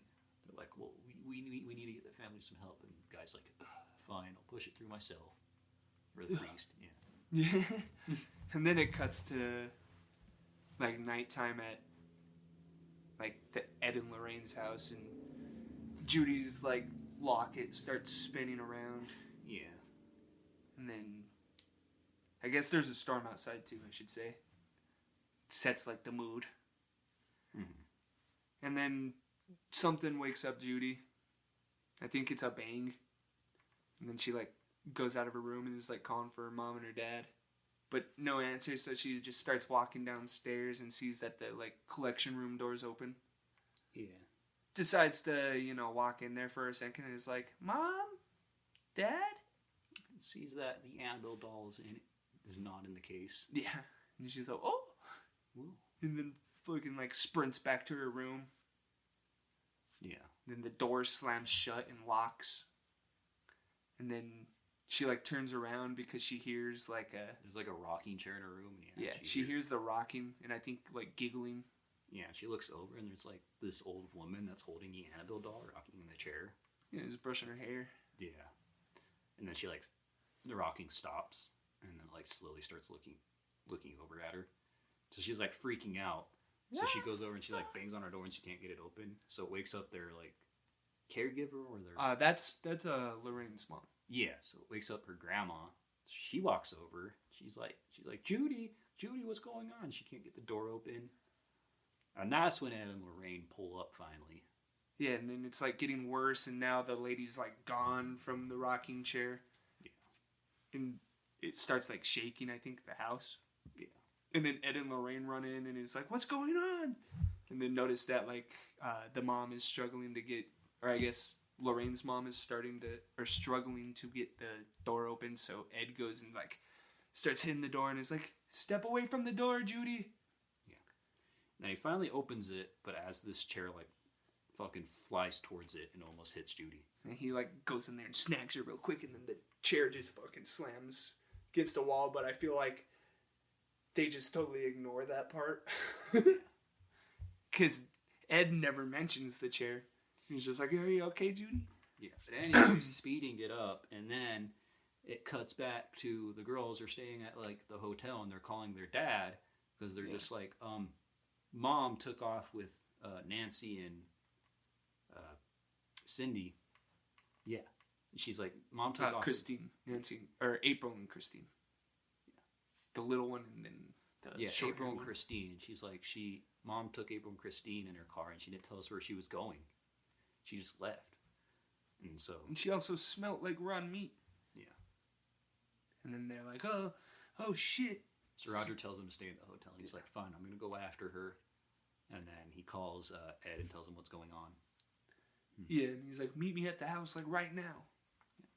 And then they meet at the house and run downstairs and see that Carolyn's trying to stab Christine with a pair of fabric scissors. Screaming, and they go down, and Carolyn's just, like, has fucking Judy, or... No. Christine. Yeah. And she has Christine by, like, her neck. She's like... And is about to stab her with the fabric scissors. So Roger stops her. Yeah. Or I guess it's Ed and Roger, because they're, like, fighting to pull Christine off of Carolyn while Carolyn's still trying to stab her and screaming.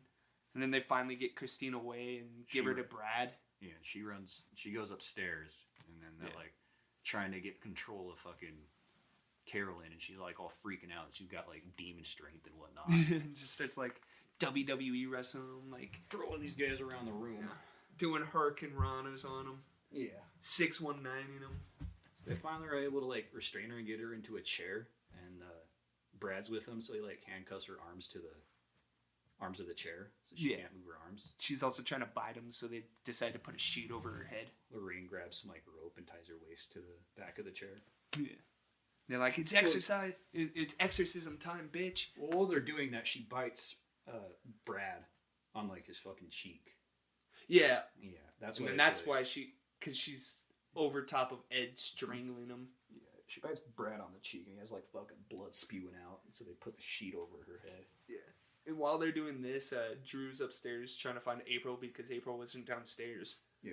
So he's just searching all the way around the house trying to find her. But yeah, he puts Christine in the car, and he's like, I'm gonna go find April, and she's like, no, don't leave. And she's like, I have to go find April. So he goes back in, leaves her by herself. Yeah. Then birds start attacking the car. Yeah, reference to The Birds by Alfred Hitchcock, which is in, like, every horror movie. Yeah. Yeah. Definitely a lot of them, especially the ones that have to do with, like, demonic possession for some reason. I guess for some reason birds just want to kill themselves. It's weird, because, I mean, if you watch The Birds, it's not about demonic possession. No. But then, Drew hears crying, so he's like, "Oh, I found April, guys. She's under the house." And then the mom's like, "Oh," and then starts like climbing under where. Yeah, no, wait, that's towards the end. So after that, they're trying to get a hold of like the priest, but they can't. And so Ed's like, "Oh, I guess I'll just have to do the exorcism myself." And he tells Lorraine to leave, and he's like, "You need to get out of here so you don't get hurt." And she's like, "There's no way I'm doing this without you. God brought us together for a reason." So he's like, "Fine." And then Lorraine's like, "I'll go grab the Bible." Go. We're gonna get the Bible. Fine. She grabs the Bible, comes back down, and then Ed starts doing the exorcism.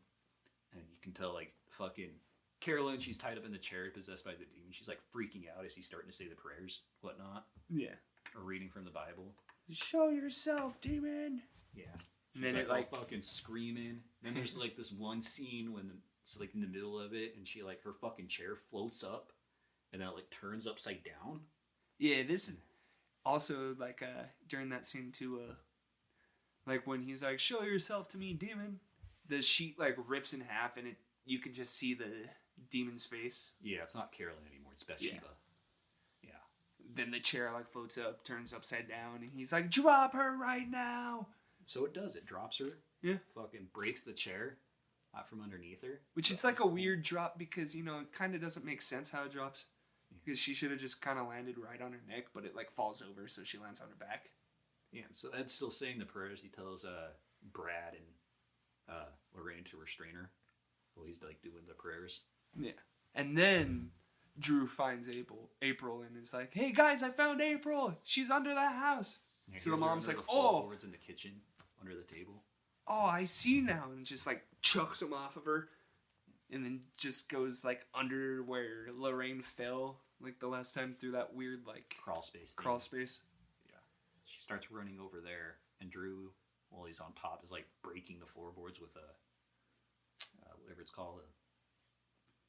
I don't know. He's just breaking it. Yeah, breaking it with some... a hammer or something. Yeah, something like something that. that's not practical for breaking open floorboards. So he's, like, breaking open the floorboards, trying to get to her. Yeah, then he reaches down and grabs her, and then Carolyn's also down there, but also Ed followed her through the crawl space. Yeah, because they're all trying to stop her. Yeah, and he's like... And right as they're about to, like, get to her, because Lorraine runs upstairs so she can, like, go grab April through the hole that Drew created. Yeah. And as they're doing that, like, fucking Carolyn finally sees April, and she's, like, going towards her, Bathsheba, whatever she is now. And as soon as that happens, Ed pokes his head in and looks at her, and he's like, "Bathsheba!" And so Carolyn, and also Lorraine grabs Carolyn's head too and starts like pushing memories into her head and is like, "This is what you told me you wanted your life to be like." Bathsheba, and it makes the demon look at him. She, like, looks over at him because, if you say the demon's name, it gives you power over it. Yeah. And so, like, looks over at him and he's like, "I condemn you back to hell." I condemn you back to hell. Starts reading from the Bible again, and then, like, Lorraine puts her hand on top of Carolyn's head, and she's like, "You remember that memory you had with your children on the beach?" Because earlier in the movie, she sees a photograph of them at the beach. She's clairvoyant. She can see the memories, and she's like, "Oh, that was a good day, wasn't it?" And then fucking Carolyn's like, just starts fucking fake crying. Laugh crying. Demon gets exorcised, finally leaves her, and she's like all good again. And then she sees April, and she's crying. She's like, "Oh my God, what did I do?" She's like throwing up. Throws up the demon. But not nails this time. No, yeah, not she nails. throws up blood. Yeah. Well, I mean, like, she looks real happy about it, though. Yeah. She just got done throwing up, and she's smiling. I think this is just like a moral: don't drink too much. Yeah. Or else that's what's gonna happen to you, and you're gonna have to get barf possessed it by out a at the end demon of the and night. want to kill your dog. Yeah. So then it's a happy family after that, Yeah. And they're like, "Oh, the sunlight, nice." Haven't seen that in a minute. I'll walk out and they're all just like having a good time, and then fucking now Officer Bradley believes everything, and Drew walks over to him. He's just like, "So how is that?" He's like, "I'll take a guy with a gun any day." So how is that for a breeze? And then Lorraine and Ed go back to talk to the priest. Or actually, no, they don't. They go back to their house. Yeah. And then Lorraine's like, "Oh, I'll call the priest, let him know what happened." Yeah, no, They go back, and then Ed says the priest approved the exorcism. Oh, yeah. Well, that's after Lorraine calls him. Yeah. And then I think she's the one that says that because he's putting away the like music box. Yeah. Then she's like, "Oh, the priest approved the exorcism." He's like, "Oh, Just in time. yeah, just in time." Yeah. Whatever. And then she's like, "Oh, he also wants us to come by later because we have another case out in Long Island." Yeah. That he wants us to do. And it like cuts right there, door closes, and then it pans over to like where the haunted museum is. And Yeah, and it's like through the mirror on the music box. again. Yeah. And I think it's like because the music box is like the thing they took from that. Who's the Yeah. conduit? yeah, it was the conduit to Bathsheba. Even though Annabelle is in this movie, Annabelle was not the conduit. You know, I was just setting up for other movies. Yeah, she was one of the conduits, but not this conduit. And it's like, yeah, zooming in through the glass, and then it just cuts. You don't really see anything. It's just supposed to make you feel like you're about to see something. I think it showed the Annabelle case. Oh. Is what it showed. Uh-huh. And it was like, oh no.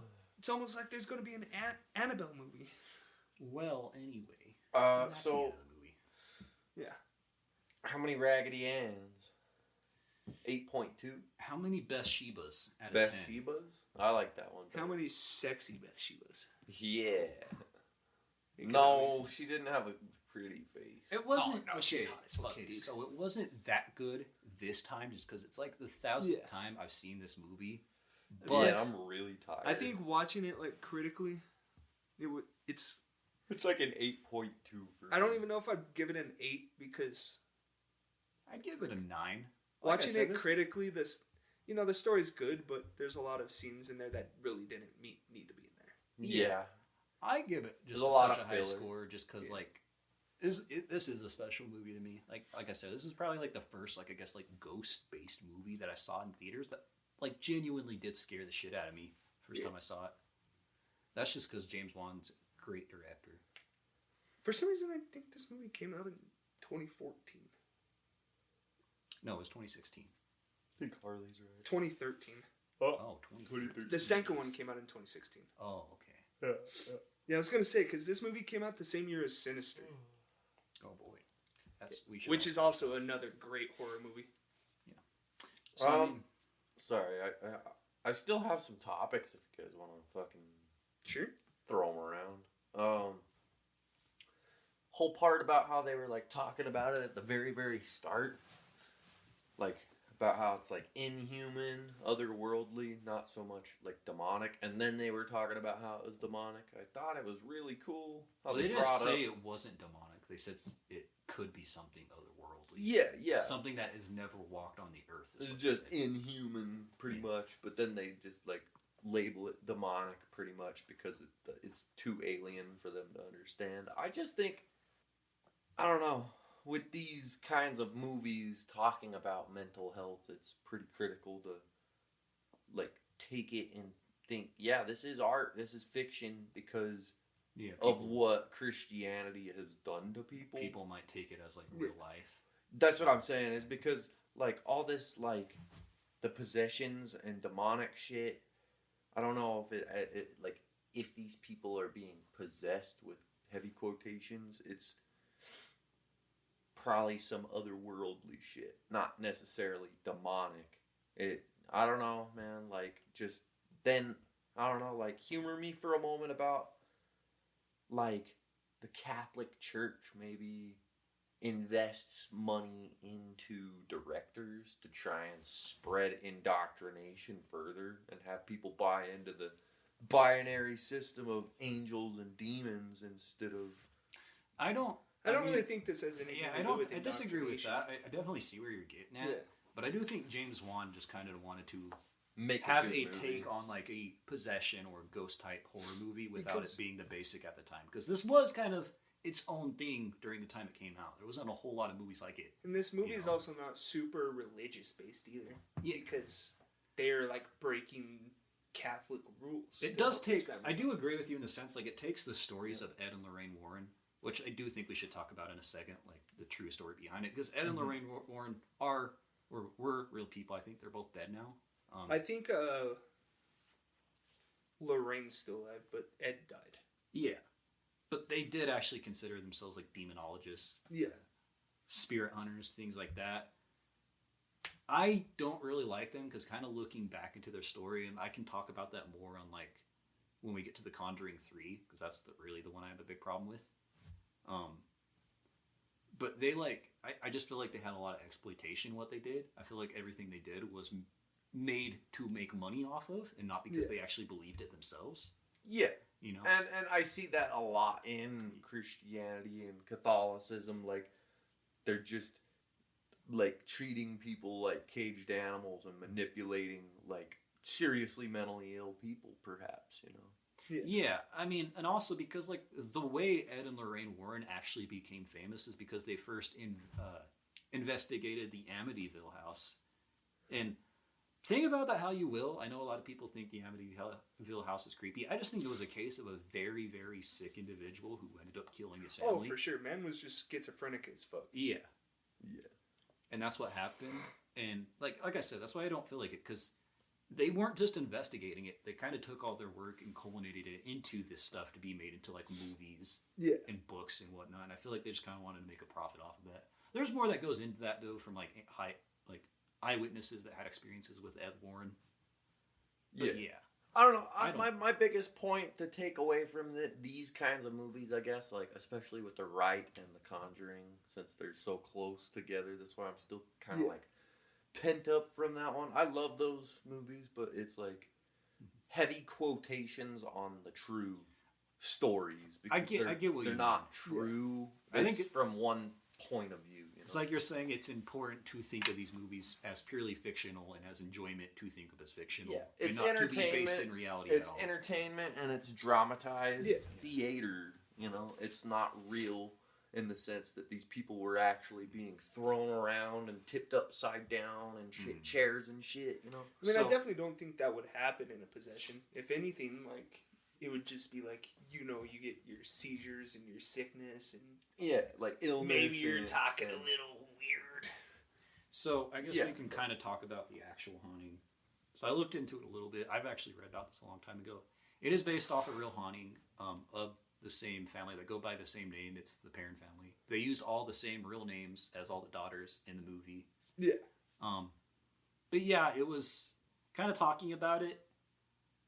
I do think the movie dramatized a lot on their accounts. Some of their accounts did kind of meet it, because like when they were talking about how Carolyn became possessed, they said they saw her fucking chair float up and things like that when they were doing the exorcism. I don't necessarily believe that. I think that's just the cause of Ed and Lorraine Warren dramatizing something to make money from it. So But do you think they actually have like the hard copy of Nancy getting her like hair dragged around? Or I guess that would have been Andrea. I don't think they ever talked about that actually happening. Yeah, so it's like, if that happened and they want to prove themselves true, just release that shit, man. I can look at the real story again.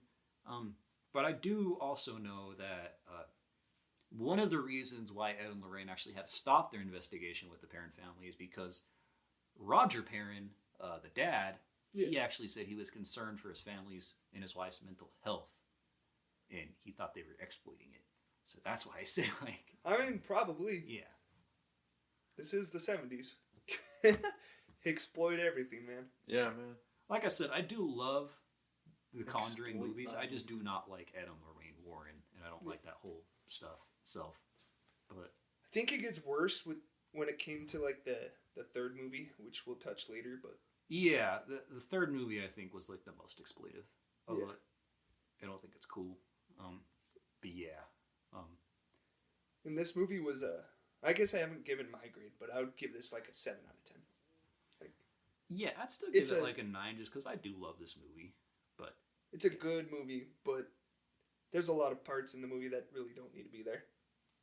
And it just kind of drags on. And the story would have been the same without it.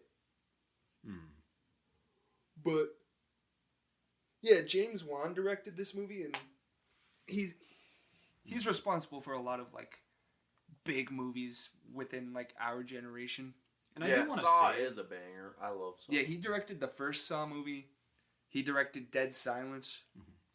and I do want to Insidious say, movies, the Conjuring movies, Furious 7, and also the Aquaman movies. But those movies, you know, nobody watches because of you know what. Amber.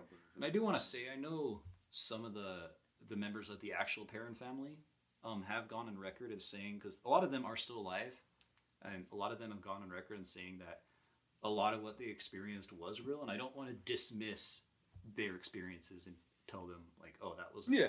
you're crazy and all that. Not that it's Like, I not don't true. think that. Yeah, It could definitely be true, but but also at the same time, I know a lot of the members of the family did have a problem with a lot of the Conjuring films, or I mean, yeah. with this Conjuring film in particular. None of the other ones talk about the Perrin family, but yeah. Yeah, but Yeah, I mean, just don't exploit your stories. Don't. I don't know. All Also, that stuff about like the personal stuff. Like if any of this happened to me and someone like twisted it into a wild ass, like surreal dream, like whoa CGI, that's cool, but that's not what I said. I do know also the current owners of the Perrin family, since this movie came out, or the current owners of the Perrin family, I mean, not that they don't own the family, but now the they people just who turned them into own their the slaves. Perrin family home now, because it is still around, talked about how after this movie came out, they had a huge problem with like tourists and people going over there to like investigate and take pictures and whatnot. Just like a huge invasion of privacy that the movie created. Yeah. Yeah. And I know you can See email them and ask. I do think Just it would don't be show cool up to their visit, house. like that family home, if I had permission to do it. You Yeah, know? that's why you email them, get their permission. If you just show up to somebody's house, be expected to get shot or in trouble. Because you don't just go up and show up to people's houses, man. That's weird. Yeah. That's weird. But yeah, I don't really think anything of the actual story this is based off is too special. Some of it was real accounts that they try to portray in the movie. A lot of it's dramatization, you know? Also, the camera work was phenomenal. Yeah. Definitely. Do love the camera work in this movie. I love the lighting. James Wan, great director. Oh, yeah. 8.2 monkeys. I mean, Well, monkeys? Raggedy Ann's. What? Where'd you get the monkeys from? Bathshebas. Bathshebas. Yeah. Oh, that's something I didn't talk about too. So with the real family home, there was a woman who owned it in the 1800s that went by the name of Bathsheba, that was suspected by her neighbors of killing one of the neighbors' kids. She was never caught on it though, and she later committed suicide in the house, I think. So she probably done it. Yeah, so that's why like the creepy story around it. I love you, Satan. I don't think she was actually a Satanist, and I don't know if she actually killed that kid.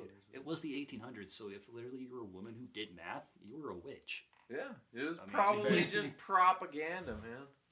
I don't know. Like this whole story might be twisted, and I'd like to know the roots of it. Yeah, Like I the said, I do Salem think- witch trial stuff. It would be cool to learn about that stuff more. I in think depth. it, instead of like saying based on a true story She or might whatever, not have killed herself. I forgot the story to that. I have to look at it again. But I know she was suspected of killing a kid, and she later died. whenever you make a movie about a real life situation, don't say based on a true story. Say like inspired by a true story. Yeah, or Make it more clear. embellishing true events. I know that they say that just to get more views Yeah, because definitely. technically you're not wrong, but at the same time it's like it's more truthful to be just inspired by a true story. Yeah, so it doesn't say how Bathsheba died, but yeah, that she was just buried nearby in a Baptist cemetery. She was suspected of killing a neighbor's child in the 1800s. She was also rumored to have been a Satanist, which that's just You rumors, Satanist! speculation. Yeah. I'm going to kill you for believing in Satan.